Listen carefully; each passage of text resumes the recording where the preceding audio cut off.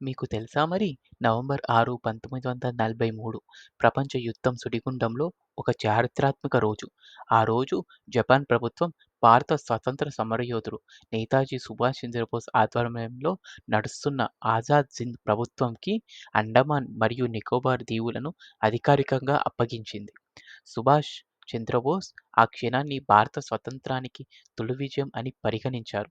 అతను ఆ దీవులకు షహీద్ ద్వీపం మరియు స్వరాజ్ ద్వీపంగా నామకరణం చేశారు.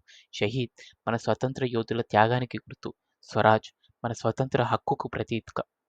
అండమాన్ దీవుల్లో జాతీయ జెండా ఎగరవేయడం భారత చరిత్రలో మొదటిసారిగా జరిగింది. బ్రిటిష్ పాలనలో ఉన్నప్పుడు కూడా స్వతంత్ర భారత జెండా గర్వంగా ఆకాశాన్ని తాకింది. నేతాజీ అప్పట్లో ప్రకటించారు, ఇది స్వతంత్ర భారత భూమి. ఇక్కడ నుండే స్వేచ్ఛా సమర యాత్ర ప్రారంభమవుతుంది. అతని ఆజాద్ హింద్ ఫౌజ్ సైనికులు త్యాగంతో, ధైర్యంతో ముందుకు సాగారు. అయితే యుద్ధం ముగిసిన తర్వాత ఆ దీవులు తిరిగి బ్రిటిష్ పాలనలోకి వెళ్ళిపోయాయి. కానీ బోస్ కల ఒక స్వతంత్ర భారతదేశం 1947లో నిజయమైంది.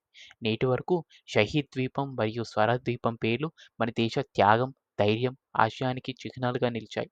ఒక దీవి నుంచి మొదలైన స్వతంత్ర స్వర్గం ఈరోజు మన గుండెల్లో జ్వాలగా నిలిచింది.